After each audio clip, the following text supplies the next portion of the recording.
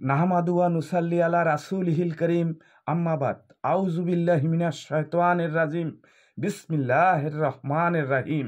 সকল প্রশংসা সেই মহান আল্লাহ তাআলার জন্য, যিনি সমস্ত পৃথিবী সৃষ্টি করে এই মানব জাতিকে ভালোবেসে 18,000 মখলুকাতকে সুন্দরভাবে পরিচালনা করিতেছেন। অদক্ষ সরকারকে বাংলার জনসাধারণ মেনে নিবে না, তাই দক্ষতার সহিত কাজ করুন।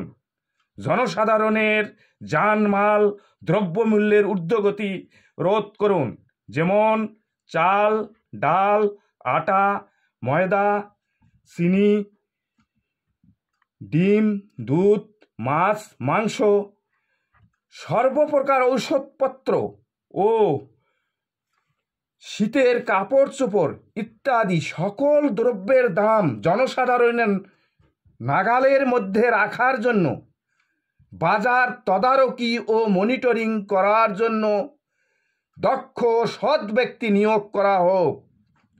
শেখ মুজিবের অতিরিক্ত বন্দনা পাঠ্য বই হতে বাদ দেওয়া হোক।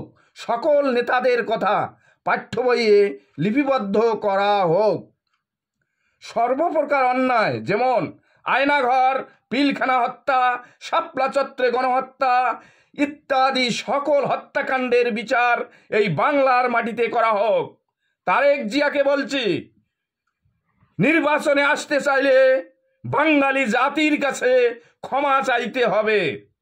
বিশ্ববাসী ও বাংলাদেশিদের কাছে আবেদন, আপনারা আন্তরিকভাবে দোয়া করবেন যেন আল্লাহ পাক আমার নেক নিয়াত পূর্ণ করেন।